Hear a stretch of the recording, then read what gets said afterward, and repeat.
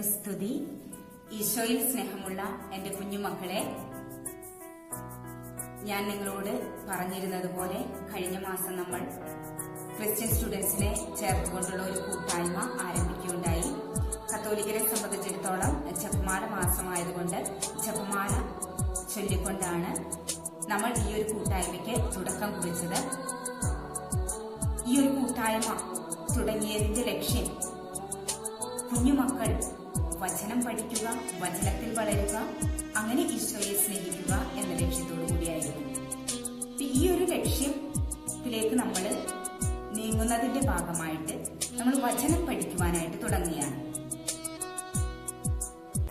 ഈ മാസം നമ്മൾ ഇങ്ങനെ വചനം പഠിക്കുന്നതിന് വേണ്ടി സമർപ്പിക്കുകയാണ്. ഓരോ മാസവും നമ്മൾ ദൈവം പ്രചോദിപ്പിക്കുന്നത് പോലെ ഓരോ കാര്യങ്ങൾ ചെയ്യുന്നതായിരിക്കും. ഈ ഒരു മാസം നാം സമർപ്പിക്കുന്നത് വചനം പഠിക്കുന്നതിന് വേണ്ടിയിട്ടാണ്. വചനം പഠിക്കുക എന്ന് പറയുമ്പോൾ എന്തിന് നമ്മൾ വചനം പഠിക്കണം, വചനം ആരാണ്, എന്താണ് എന്നെല്ലാം കുറിച്ച് ഒന്നും നിങ്ങൾക്ക് ആദ്യമേ തന്നെ ഒരു ആമുഖമായിട്ട് പറഞ്ഞു തരുവാനായിട്ട് ഞാൻ ആഗ്രഹിക്കുകയാണ്.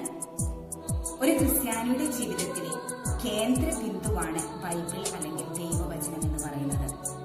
ഈ ഒരു ദൈവവചനം പഠിക്കുക, അറിയുക, ഗ്രഹിക്കുക എന്നുള്ളത് ഓരോ ക്രിസ്ത്യാനിയുടെയും കടമയാണ്, കർത്തവ്യമാണ്. അപ്പൊ ശിശുക്കളായ നിങ്ങൾ അല്ലെങ്കിൽ കുഞ്ഞുങ്ങളായ നിങ്ങൾ ഈ ഒരു വചനം ഈ ചെറുപ്രായത്തിൽ തന്നെ പഠിക്കാൻ തുടങ്ങുമ്പോൾ വചനത്തിൽ കൂടുതലായി വളരുവാനും ഈശോയെ സ്നേഹിക്കുവാനും നിങ്ങൾക്ക് സാധിക്കും. ബൈബിൾ എന്ന് പറയുന്നത് സ്നേഹപിതാവായ ദൈവം തന്റെ മക്കൾക്ക് നൽകിയിരിക്കുന്ന കൽപ്പനകൾ, നിയമങ്ങൾ, സന്ദേശങ്ങൾ ഇവ ഉൾക്കൊള്ളുന്നതാണ്. വചനം എന്ന് പറയുന്നത് ആത്മാവാണ്, ജീവനാണ്. യോഹന്നാന്റെ സുവിശേഷം 6-ാം അധ്യായം 63-ാം തിരുവചനത്തിൽ ഈശോ അത് നമ്മെ പഠിപ്പിക്കുന്നുണ്ട്. ഞാൻ നിങ്ങളോട് പറഞ്ഞ വചനങ്ങൾ ആത്മാവും ജീവനുമാണ്. അതുപോലെ തന്നെ ഈ വചനം നമ്മുടെ പാദങ്ങൾക്ക് വിളക്കും പാതയിൽ പ്രകാശവുമാണ്. സങ്കീർത്തനങ്ങളുടെ പുസ്തകം 119-ാം അധ്യായം 105-ാം തിരുവചനത്തിൽ അത് പറയുന്നുണ്ട്. നിങ്ങളൊന്ന് ചിന്തിച്ചു നോക്ക്. നിങ്ങൾ പുറത്തേക്ക് ഇറങ്ങിയപ്പോൾ, രാത്രി പുറത്തേക്ക് ഇറങ്ങുകയാണെന്ന് വിചാരിക്കും, പെട്ടെന്ന് കരണ്ട് പോയി. അപ്പോൾ മുഴുവനും ഇരുട്ടാകുമ്പോൾ നിങ്ങൾ ആഗ്രഹിക്കില്ലേ കുറച്ച് വെളിച്ചം എവിടെന്നെങ്കിലും കിട്ടിയിരുന്നെങ്കിൽ എന്ന് നിങ്ങൾ ആഗ്രഹിക്കും. കാരണം നമുക്ക് ഒന്നും കാണാൻ സാധിക്കുന്നില്ല. എന്തെങ്കിലുമൊക്കെ തട്ടി വീഴാൻ സാധ്യതയുണ്ട്. ചിലപ്പോൾ കുഴിയുണ്ടെങ്കിൽ കുഴിയിൽ വീഴാൻ സാധ്യതയുണ്ട്. ഇതുപോലെ നമ്മുടെ ജീവിതമാകുന്ന പാതയിൽ നമുക്ക് വെളിച്ചം പകരുന്നതാണ് തിരുവചനം എന്ന് പറയുന്നത്, അല്ലെങ്കിൽ ബൈബിൾ എന്ന് പറയുന്നത്. പാപമാകുന്ന കല്ലുകളിൽ തട്ടി വീഴാതിരിക്കാൻ, പാപങ്ങളുടെ ചതിക്കുഴികളിൽ വീഴാതിരിക്കാൻ നമ്മെ കാക്കുന്ന, നമ്മുടെ പാദങ്ങൾക്ക് വെളിച്ചമേകുന്ന വിളക്കാണ് തിരുവചനം. അതുകൊണ്ട് തന്നെ നമ്മൾ വചനം പഠിക്കണം, അതനുസരിച്ച് ജീവിക്കുകയും ചെയ്യണം. അപ്പോഴാണ് അത് നമുക്ക് വെളിച്ചമായി മാറുന്നത്. ഇനി എല്ലാറ്റിനും ഉപരി വചനം എന്ന് പറയുന്നത് യോഹന്നാന്റെ സുവിശേഷം 1-ാം അധ്യായം 1-ാം തിരുവചനത്തിൽ നാം വായിക്കുന്നുണ്ട്. ആദിയിൽ വചനം ഉണ്ടായിരുന്നു, വചനം ദൈവത്തോടു കൂടെയായിരുന്നു, വചനം ദൈവമായിരുന്നു. അപ്പോൾ എല്ലാറ്റിനും ഉപരി ഈ വചനം എന്ന് പറയുന്നത്, ബൈബിൾ എന്ന് പറയുന്നത് ദൈവം തന്നെയാണ്. യോഹന്നാന്റെ സുവിശേഷം 1-ാം അധ്യായം 14-ാം തിരുവചനത്തിൽ നാം വായിക്കുന്നു, വചനം മാംസമായി ഈ ഭൂമിയിൽ അവതരിച്ചു. അപ്പൊ ഈശോ വചനം മാംസമായി അവതരിച്ച ദൈവമാണ്. അപ്പൊ ആ ഈശോയെ തന്നെയാണ് നമ്മൾ ഉള്ളിലേക്ക് സ്വീകരിക്കുന്നത് വചനം പഠിക്കുന്നതിലൂടെ. അപ്പൊ ശിശുക്കളായ നിങ്ങൾ, അല്ലെങ്കിൽ കുഞ്ഞുങ്ങളായ നിങ്ങൾ ഈ ചെറുപ്രായത്തിൽ തന്നെ വചനം പഠിച്ച് അതിൽ വളരണം. അതിന് ഈശോ നിങ്ങളെ സഹായിക്കും. ഈശോയ്ക്ക് ശിശുക്കളെ ഒത്തിരി ഇഷ്ടമാണ്. ഈശോ തന്നെ പറയുന്നുണ്ട് മത്തായിയുടെ സുവിശേഷം 18-ാം അധ്യായം 3-ാം തിരുവചനത്തിലും, അതുപോലെ തന്നെ മത്തായിയുടെ സുവിശേഷം 19-ാം അധ്യായം 14-ാം തിരുവചനത്തിലും, അതുപോലെ ലൂക്കായുടെ സുവിശേഷം 18-ാം അധ്യായം 16-ാം തിരുവചനത്തിലും എല്ലാം ഈശോ പറയുന്നത് ശിശുക്കളെ പോലെയാകാനാണ്. അവരെ പോലെയുള്ളവരുടേതാണ് സ്വർഗരാജ്യം എന്നുള്ളതാണ്. അപ്പൊ സ്വർഗത്തിൽ നമ്മൾ ഈശോയോടുകൂടി വസിക്കണമെങ്കിൽ നമ്മുടെ ഈ ശിശുക്കളായിരിക്കുമ്പോഴുള്ള നിഷ്കളങ്കത നഷ്ടപ്പെടാതെ സൂക്ഷിക്കണം. അതിന് നമ്മളെ സഹായിക്കുന്നതാണ് തിരുവചനം. അപ്പോൾ ഞാൻ ഈ ഒരു മാസം നിങ്ങൾക്ക് നൽകുന്ന ദൗത്യം എന്ന് പറയുന്നത് വചനം പഠിക്കുക, വചനത്തിൽ വളരുക എന്നുള്ള വചനം തരും പഠിക്കുന്നതിന് വേണ്ടിയിട്ട്. ആ ഒരു വചനം നിങ്ങൾ ഹൃദയത്തിൽ സ്വീകരിച്ച് പഠിച്ച് അത് നിങ്ങൾ ജീവിതത്തിൽ സ്വാംശീകരിക്കുവാനായിട്ട് പരിശ്രമിക്കണം. അപ്പൊ അതിന് നിങ്ങൾ ചെയ്യേണ്ടത്, ഞാൻ പറഞ്ഞു തരുന്ന വചനം അധ്യായവും വാക്യവും അടക്കമാണ് ഞാൻ നിങ്ങൾക്ക് പറഞ്ഞു തരുന്നത്. ഈ വചനം നിങ്ങൾ അധ്യായവും വാക്യവും അടക്കം പഠിക്കണം. നമുക്കറിയാം സ്കൂളിൽ നിങ്ങൾക്ക് 1-2 സെന്റൻസിൽ കൂടുതലുള്ള വാക്കുകൾ പഠിക്കാനായിട്ട് നിങ്ങൾ 2-3 പ്രാവശ്യം വായിച്ചത് മനഃപ്പാഠമാക്കാറുണ്ട്. ഇത് ഒറ്റ സെന്റൻസ് വെച്ചുള്ള വചനങ്ങളാണ് ഞാൻ നിങ്ങൾക്ക് തരുന്നത്.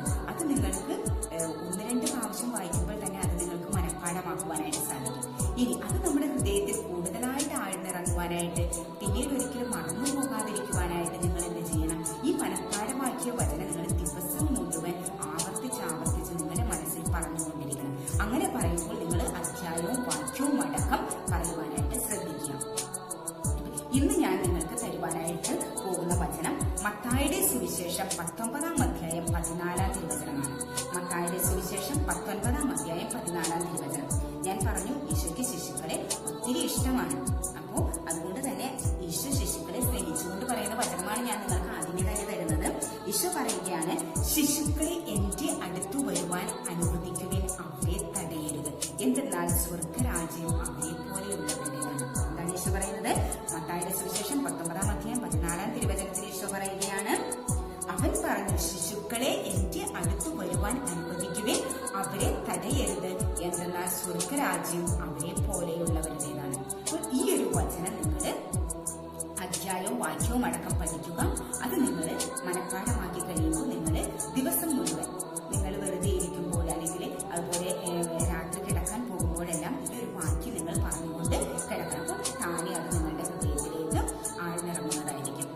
നമ്മൾ അങ്ങനെ പഠിക്കുന്നതിന് നമ്മൾ അയവറക്ക എന്ന് പറയും. അയവറക്ക എന്ന് പറയാൻ നിങ്ങൾ കണ്ടിട്ടുണ്ടാവും, പശുക്കൾ പുല്ല് തിന്നു കഴിഞ്ഞിട്ട് അതുങ്ങളിങ്ങനെ കിടക്കും, വിശ്രമിക്കാൻ കിടക്കുമ്പോൾ ഈ കഴിച്ച പുല്ലിങ്ങനെ ചവച്ചുകൊണ്ട് നിൽക്കും, അതായത് അയവിറക്കിക്കൊണ്ടിരിക്കും. എന്നാലാണ് അത് അവരുടെ ശരീരത്തിലേക്ക് അതിന്റെ ഗുണങ്ങൾ ഇറങ്ങുവാൻ വേണ്ടിയിട്ടാണ് അവർ അങ്ങനെ ചെയ്യുന്നത്. അതുപോലെ നമ്മൾ മനഃപ്പാഠമാക്കി ഈ വചനം നമ്മുടെ ഹൃദയത്തിലേക്ക് ആഴ്ന്നിറങ്ങുവാൻ നമ്മളത് അയവിറക്കിക്കൊണ്ടിരിക്കണം. അതായത് നിങ്ങൾ ഇടക്കിടക്ക് ആ വചനം നിങ്ങളിങ്ങനെ ആവർത്തിച്ച് പറഞ്ഞുകൊണ്ടിരിക്കണം. അങ്ങനെ നിങ്ങൾക്ക് ആ ഒരു വചനം നിങ്ങൾ ഒരിക്കലും മറക്കാതെ നിങ്ങളുടെ ഹൃദയത്തിൽ അത് പതിഞ്ഞിരിക്കും. അങ്ങനെ നമ്മൾ ഓരോ ദിവസവും നിങ്ങൾക്ക് ഞാൻ ഓരോ വചനം തരുന്നതായിരിക്കും. ആഴ്ചയിലെ അവസാനം, അതായത് ശനിയാഴ്ച വരെ ഞാൻ നിങ്ങൾക്ക് ഈ ഒരു ഓരോ വചനം നിങ്ങൾക്ക് തരും. ഞായറാഴ്ച ദിവസം നിങ്ങൾ ആ ഒരാഴ്ച നിങ്ങൾ പഠിച്ച വചനമെല്ലാം കാണാതെ അധ്യായവും വാക്യവും അടക്കം പറഞ്ഞുകൊണ്ട് നിങ്ങൾ അതിലേക്ക് വീഡിയോ ആയിട്ട് ഇട്ടു തരണം. അപ്പോൾ നിങ്ങൾക്ക് കൂടുതൽ വചനങ്ങൾ പഠിക്കുവാനുള്ള പ്രചോദനം ലഭിക്കും. അപ്പോൾ ഈ ഒരു കാര്യം ഞാൻ ഒരിക്കലും നിങ്ങൾ നിർബന്ധിച്ച് ചെയ്യുകയല്ല. നിങ്ങൾക്ക് താല്പര്യം തോന്നുന്നുണ്ടെങ്കിൽ മാത്രം നിങ്ങൾ ചെയ്താൽ മതി. ഒരിക്കലും സിസ്റ്റർ പറഞ്ഞതിന്റെ പേരിൽ സിസ്റ്റർ എന്ത് വിചാരിക്കും എന്ന് വിചാരിച്ച് നിങ്ങൾ ഒരിക്കലും ഇത് ചെയ്യരുത്. നിങ്ങളുടെ മനസ്സിൽ നിന്നുള്ള ആഗ്രഹം കൊണ്ട് നിങ്ങൾ ഇത് ചെയ്യണം. ഈശോയെ സ്നേഹിക്കുവാനായിട്ട് ആഗ്രഹിക്കുന്ന മക്കൾ ഇങ്ങനെ ചെയ്യണം. നിങ്ങളുടെ അപ്പനും അമ്മയും നിങ്ങളെ സ്നേഹിക്കുന്നുണ്ട്. അപ്പൊ അവരെ സ്നേഹിക്കുമ്പോൾ നിങ്ങൾ എപ്പോഴും അവരെ തിരിച്ച് സ്നേഹിക്കുവാനായിട്ട് പരിശ്രമിക്കാറുണ്ട്. അവരെ വേദനിപ്പിക്കുന്നതൊന്നും ചെയ്യാതിരിക്കാൻ നിങ്ങൾ പരിശ്രമിക്കുന്നുണ്ട്. നമ്മുടെ അപ്പനെയും അമ്മയെക്കാളും എത്രയോ അധികമായിട്ട് ഈശോ നമ്മളെ സ്നേഹിക്കുന്നുണ്ട്. സങ്കീർത്തനങ്ങളുടെ പുസ്തകം 37-ാം അധ്യായം 10-ാം തിരുവചനത്തിൽ അത് പറയുന്നുണ്ട്.